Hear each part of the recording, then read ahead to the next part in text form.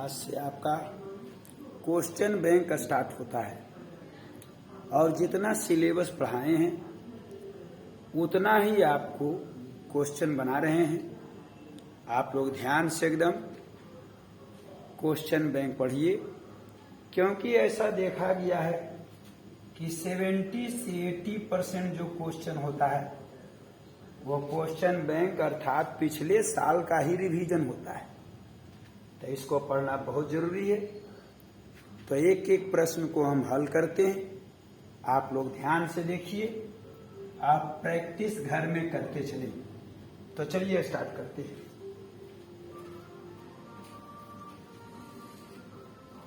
और उतना दूर ही हम बतावेंगे आपको जितना आपको क्लास में पढ़ाया गया है। इनवर्स पढ़ाया गया, डिटर्मिनेंट पढ़ाया गया, मैट्रिक्स, डिफरेंशिएशन और इंटीग्रेशन आपका चल रहा है। तो ये आपका जो है 2011 का सॉल्यूशन हम करते हैं। क्वेश्चन नंबर 3 और कहता है tan इनवर्स √3 है, ये ऑब्जेक्टिव है, और sec इनवर्स -2 है। अब इसका सॉल्यूशन क्या होगा? यहां पर आपको 4 विकल्प दिए हुए हैं और इसको आपको बताना है। तो चलिए इसको हम सॉल्व करके दिखाते हैं।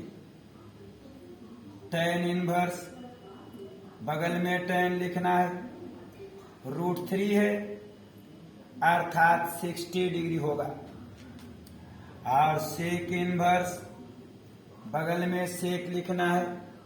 sec के जो मान है फर्स्ट क्वाड्रेंट सेकेंड क्वाड्रेंट में लेना है।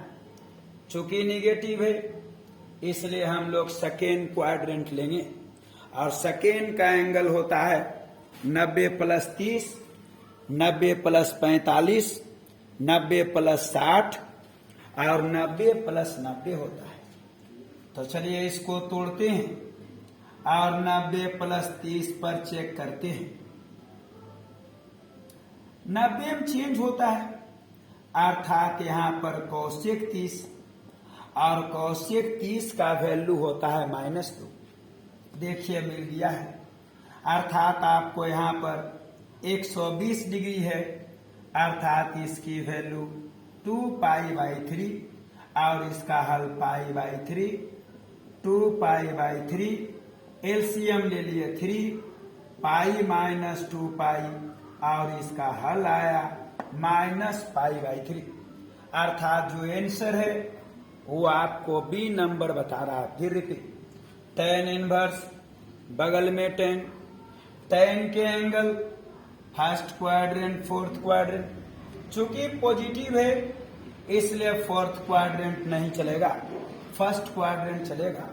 और फर्स्ट का एंगल होता है 0, 30, 45, 60, 90 होता है, और √3 है 60 डिग्री लिखिए अर्थात π/3।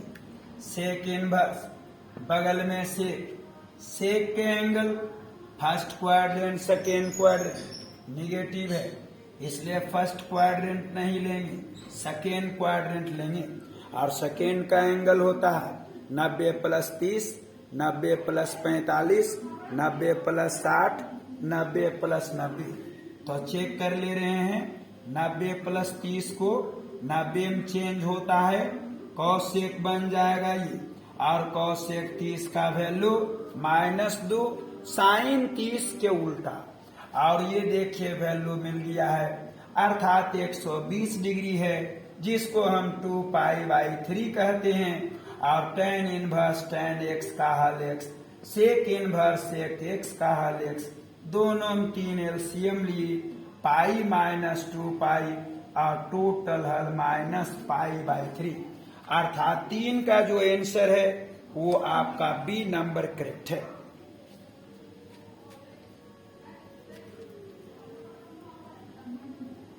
जितना पढ़ाए हैं उसी में से क्वेश्चन चुन के आपको सॉल्व कर रहे हैं। शेष जब पढ़ा देंगे तो आगे बता देंगे। अगला नंबर 5 साइन इनवर्स है, साइन है sec inverse x plus cosec inverse x. कहता है इसका सॉल्यूशन क्या है, ये आपको 4 गो सॉल्यूशन दिया है और कहता है इसकी वैल्यू क्या होगा।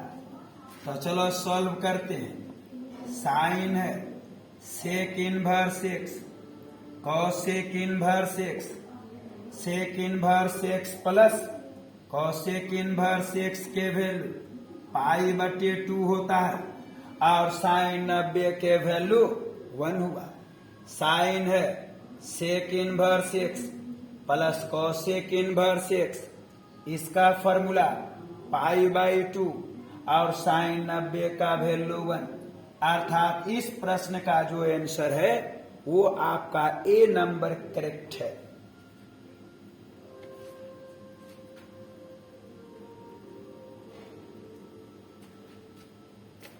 क्वेश्चन नंबर 6 कहता है एक डिटर्मिनेंट है और यह डिटर्मिनेंट है और कहता है इसका हल क्या होगा।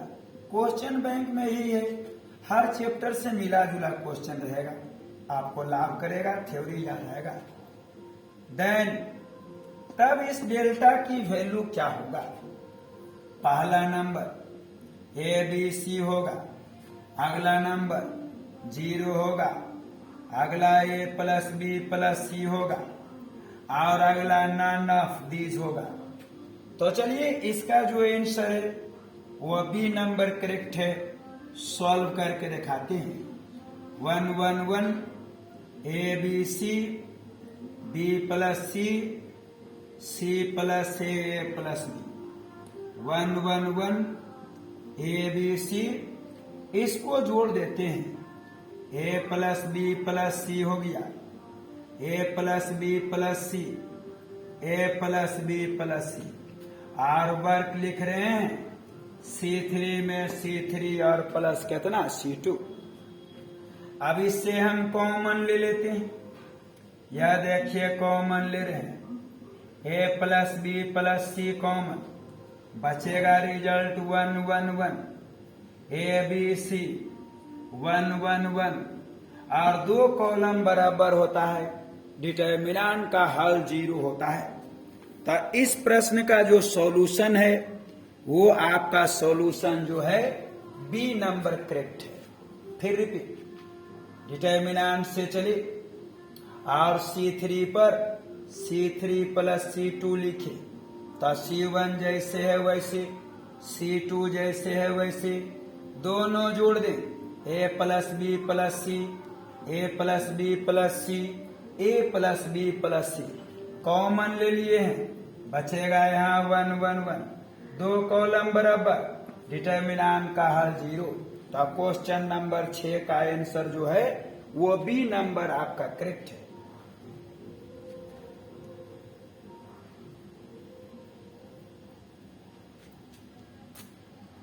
क्वेश्चन नंबर 7 आपका है, एक डिटर्मिनेंट है आप कहता है इसका हल बताइए। ये देखिए यह डिटर्मिनेंट है, तब डेल्टा का मान निम्नलिखित में क्या है। पहला आंसर 0, अगला आंसर 10, अगला आंसर 12, अगला आंसर 7, आंसर आपका 0 है। चलिए हल करके दिखाते हैं। 10 30 2 6, इसको तोड़ देते हैं, 60 माइनस 60 और टोटल हल कितना के बराबर 0। यह देखिए क्वेश्चन नंबर 7 का सॉल्यूशन 0 होगा। डिटर्मिनेंट तोड़े ये दोनों गुना 60, ये दोनों गुना 60 और घट करके रिजल्ट 0, अर्थात क्वेश्चन नंबर 7 का जो आंसर है 0 है। अगला क्वेश्चन 8 एकदम ध्यान से सुनिएगा। कहता है इफ 7 and 2 यदि 7 तथा 2 आर रूट के हिंदी होता है मूल। द्विघात समीकरण के मूल पढ़े हैं, 2 मूल होता है, एक अल्फा बीटा। त्रिघात के 3 रूट होता है, अल्फा बीटा गामा। तो 7 और 2 जो है वह रूट है ऑफ इक्वेशन, और इस समीकरण का मूल है। यह समीकरण डिटर्मिनेंट के रूप में दिया है। इस क्वेश्चन को एकदम आप रट जाइएगा। देन थर्ड रूट, और तब तीसरा रूट क्या होगा? और तीसरा रूट क्या है आप बताइए? थर्ड मूल क्या है? तो चलिए यहां पर पहला ऑप्शन -9 है, अगला ऑप्शन 4 है, अगला ऑप्शन हाफ है, अगला ऑप्शन नन ऑफ दी। अच्छा समझिए, यह एक इक्वेशन है। द्विघात है तो दो मूल होगा। चलो दोनों मूल निकाल लेते हैं,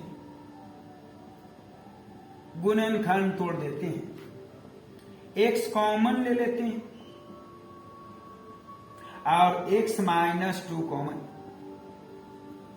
यहां से x के वैल्यू 2 और 1 आएगा, तो ये जो x के वैल्यू है वो आपका मूल है। अब यह मूल हम पहला इक्वेशन में धरते हैं। 2 धरे 4, 3 दूनी 6, यहां 2, 4 2 6, 6 कटा 0, 1 धरे, 1 पर स्क्वायर 1, 2 1 3, 3 3 कटा 0। तो यहां पर हमने सीखा कि मूल जो होता है इक्वेशन को संतुष्ट करता है। जब आप इक्वेशन में मूल धरोगे और उसको हल करोगे तो वह आपका RHS आ जाता है। तो यह एक इक्वेशन है और इसमें x के 2 मान हैं, 7 और 2 है। तो कहता है तीसरा मूल क्या होगा, मतलब x का तीसरा मान कौन सा करेक्ट है? तो x का वही मान सही रहेगा जो डिटर्मिनेंट को आपको संतुष्ट करेगा, मतलब हल करेंगे तो 0 करेगा। तो चलिए डिटर्मिनेंट से चलते हैं।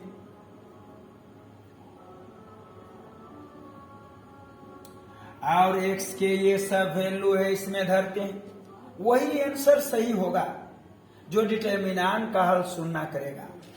तो चलो -9 रखते हैं,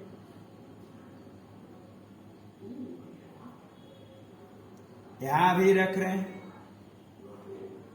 और डिटर्मिनेंट को सॉल्व करते हैं। यदि 0 आ गया तो कह देंगे इस इक्वेशन का तीसरा जो मूल है, तीसरा जो रूट है वो -9 होगा। यदि नहीं आया तो इसको चेक करेंगे, इसको।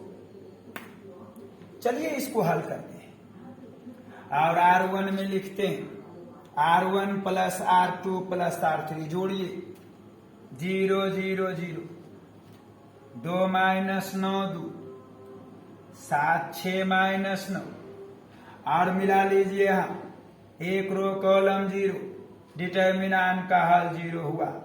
तो वर्ग यहां लिख दी, R1 के स्थान में R1 + R2 + R3, -9 जो है इक्वेशन को संतुष्ट कर दिया, LHS बराबर RHS कर दिया।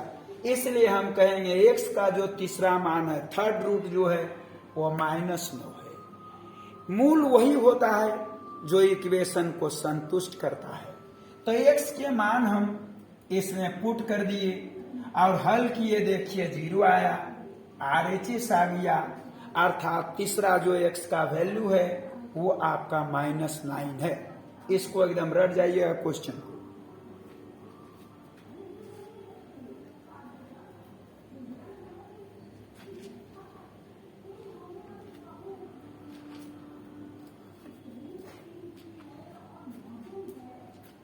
चलिए क्वेश्चन नंबर 9, यह एक डिटर्मिनेंट है, इसका हल 0 है। देन x = तब x का मान निम्नलिखित में क्या है? पहला 3, अगला 8, अगला 24, अगला 0। चलिए डिटर्मिनेंट से चलते हैं। x 3 8 3, इसको सॉल्व करते हैं। 3x - 24 बराबर 0 और 3x के वैल्यू 24 और x के वैल्यू 8, अर्थात इस क्वेश्चन का जो आंसर है वह बी नंबर करेक्ट है। डिटर्मिनेंट का हल 0 है, कहता है x का मान क्या होगा। डिटर्मिनेंट से चल दिए, इसको सोल्व किए, 3x माइनस 24 बराबर 0, 3x बराबर 24 और x की वैल्यू यहाँ पर 8। तो क्वेश्चन नंबर 9 का आंसर 8 होगा, अर्थात विकल्प बी होगा।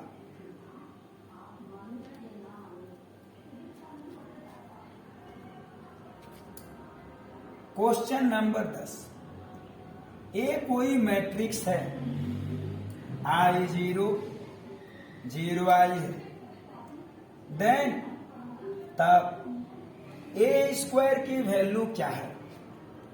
पहला आंसर 1 0 0 माइनस 1, अगला आंसर माइनस 1 0 माइनस 1, अगला आंसर 1 0 0 1, अगला आंसर माइनस 1 0 0 1। तो ए की वैल्यू दिया है, ए स्क्वायर का मान क्या होगा। आई का मान अंडर रूट माइनस 1, आई स्क्वायर के वैल्यू माइनस 1 होता है। तो चलिए ए स्क्वायर निकालते हैं, जिसका मतलब ए इंटू ए होता है। ए की वैल्यू धरे I0 0 आई, यहां भी ए की वैल्यू धरे I0 0 और आई। अब दोनों मैट्रिक्स को गुना करते हैं, रो का गुना कॉलम से, आई स्क्वायर प्लस 0, यहां भी गुना करें 0 प्लस 0, यहां भी गुना 0 0, यहां भी गुना 0 और प्लस आई स्क्वायर। इसका हल आया आई स्क्वायर 0 0 आई स्क्वायर, और आई स्क्वायर के वैल्यू माइनस 1 धर दिए, अर्थात आंसर जो आपका है बी नंबर करेक्ट है। एक मैट्रिक्स है, ए स्क्वायर का मान क्या होगा।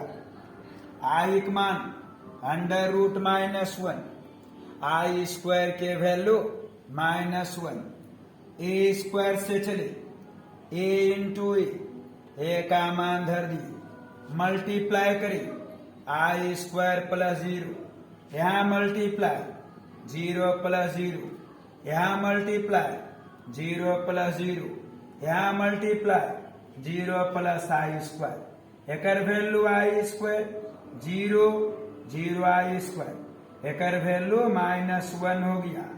और आंसर आपका जो है इस प्रश्न का आंसर बी नंबर आपका करेक्ट है।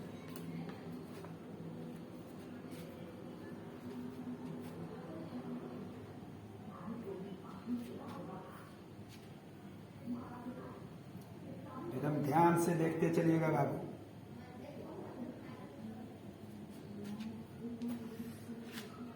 क्वेश्चन नंबर 11 कहता है ये इज इनवर्सेबल मैट्रिक्स। ये एक ऐसा मैट्रिक्स है जिसका इनवर्स संभव है, मतलब इनवर्स निकाला जा सकता है। ऑफ 2 गुना 2 मैट्रिक्स और ओकर जो ऑर्डर है वो 2 गुना 2 है,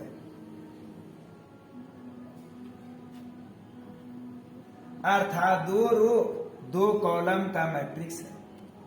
देन ए इनवर्स का मॉडुलस क्या होगा। पहला आंसर मॉड ए होगा, अगला आंसर 1 बटे मॉड ए होगा, अगला आंसर 0 होगा, अगला आंसर 1 होगा। ये एक ऐसा मैट्रिक्स है जो रो 2 कॉलम का मैट्रिक्स है, और ऐसा मैट्रिक्स है उसका इनवर्स संभव है। तो ए इनवर्स का मॉडुलस क्या होगा। चलिए ए बराबर कुछ मान लेते हैं, जब तक मानेंगे नहीं उत्तर नहीं दे पाएंगे। और पहले हम देखेंगे कि इसका इनवर्स संभव है या नहीं। तो इसके लिए पहले हम इसका मॉडुलस निकाल लेते हैं, और यह देखिए इसका हल -2 आया। यहां से हम समझ गए इस मैट्रिक्स का इन्वर्स संभव है। अब चलो ये इन्वर्स निकाल लेते हैं, जिसका फॉर्मूला ऐड जे बटे मॉड ऐड जे कर निकालते हैं, डायगोनल बदल देते हैं, विकर्ण बदल देते हैं और इसमें माइनस का चिन्ह लगाते हैं और मॉडुलस से इसको भाग दे दिए, -2 अंदर भेज देते हैं, सब में चला जाएगा, हल ये -2 होगा, 3/2 होगा, ये आपका 1 हो जाएगा और ये आपका -1/2। अब चलिए इसका मॉडुलस निकालना है, डिटर्मिनेंट की तरह हल करना है, इसको गुना कर दीजिएगा तो ये आपका आएगा 1, ये गुना करिएगा 3/2, 2 एलसीएम लीजिएगा 1/2 आया। तो ये इनवर्स के मॉडुलस की वैल्यू अर्थात डिटर्मिनेंट भी लोग बोलते हैं, तो इसकी वैल्यू 1/2 आया। अब हम देखते हैं ये तो आंसर गलत है, ये आंसर गलत है, ये दोनों कहीं कोई सही है। तो चलिए मॉडुलस निकाल देते हैं करो और ये दोनों गुना कर देते हैं 4 होगा और ये दोनों गुना करते हैं 6 होगा और यहाँ 2 एलसीएम लिए थे -1/2। मिलाइए जो आपका ऑप्शन है वो बी नंबर आपका करेक्ट है। देखिए यहाँ -2 रखिएगा तो दोनों आपस में बराबर होगा। फिर कहा ये एक मैट्रिक्स है, वो 2 रो 2 कॉलम का मैट्रिक्स है और ऐसा मैट्रिक्स है उसका इन्वर्स संभव है। तो ए इन्वर्स के डिटर्मिनेंट बताइए, या ए इन्वर्स के मॉडुलस भी लोग बोलते हैं, बताइए क्या है। 4 विकल्प। तो ए बराबर एक मैट्रिक्स हमने माना। अब इसका डिटर्मिनेंट निकाल रहे हैं अर्थात मॉडुलस 4 - 6 - ए इन्वर्स के फॉर्मूला चलाए, एडज्वाइंट निकाले, ये दोनों बदल दिए, दोनों में माइनस, इसकी वैल्यू -2 अंदर भेजिए, सब में भाग चला गया। अब इसकी वैल्यू बताना है, डिटर्मिनेंट जैसा तोड़े, ये दोनों गुना 1, ये दोनों गुना 3/2, हल -1/2। इसको वैल्यू निकालने जा रहे हैं और इसको हल कर दें 4 - 6 - 2 और मिलाइए इसके साथ, यह ऑप्शन करेक्ट होगा अर्थात 11 नंबर आपका जो है 11 का आंसर जो है वो बी नंबर आपका करेक्ट बता रहा है।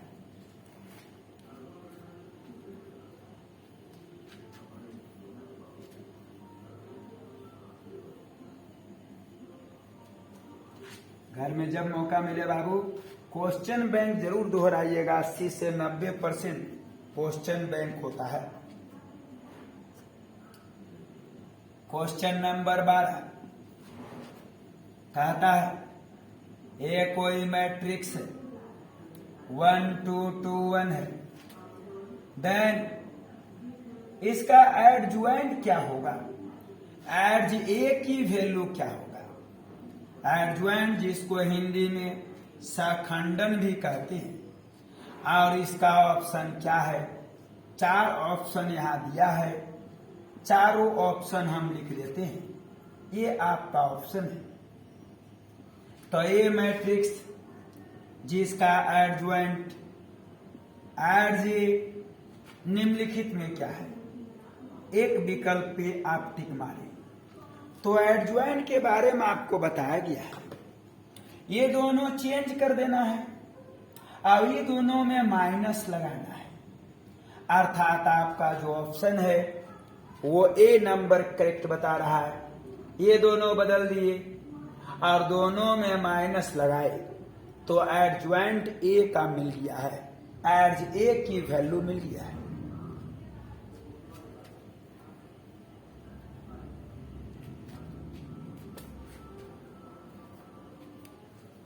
क्वेश्चन नंबर 13 है, एक मैट्रिक्स है 1 0 1 1 है। अभी 2-4 दिन आप वीडियो से ही काम चलाइए, उसके बाद आपका लाइव हम आ जाएंगे। ए बी मैट्रिक्स है तो कहता है ए इंटू भी का वैल्यू क्या है, पहला आंसर ये है, अगला आंसर यह है, अगला आंसर ये हो गया और अगला आंसर यह है। तो ए और बी मैट्रिक्स है, ए इंटू बी की वैल्यू क्या होगा। तो चलिए ए इंटू बी निकालते हैं। ए का वैल्यू धर दिए, यहां बी का वैल्यू धर दिए, इसको मल्टीप्लाई करते हैं। 0 + 1, 0 + 1, 1 + 0, 0 + 0 और इसका हल 1 1 1 0, अर्थात 13 का जो आंसर है वो बी नंबर करेक्ट बता रहा है, 13 का बी नंबर है। तो चलिए फिर रिपीट, ए इंटू बी मल्टीप्लाई करें 0 + 1, 0 + 1, 1 + 0, 0 + 0 और हल किए 1 1 1 0, अर्थात ऑप्शन नंबर आपका बी है। आज यहीं पर क्लास स्टॉप करते हैं और 2 दिन संडे और सैटरडे को हम वीडियो नहीं दे पाएंगे, बाकी 5 दिन आपका अभी रेगुलर है। फिर कुछ दिन बाद आपको लाइव भी हम आ जाएंगे। अभी 2-3 क्लास आप वीडियो से काम चलाइए, तो विशेष अगले दिन आपसे हम मिलते हैं।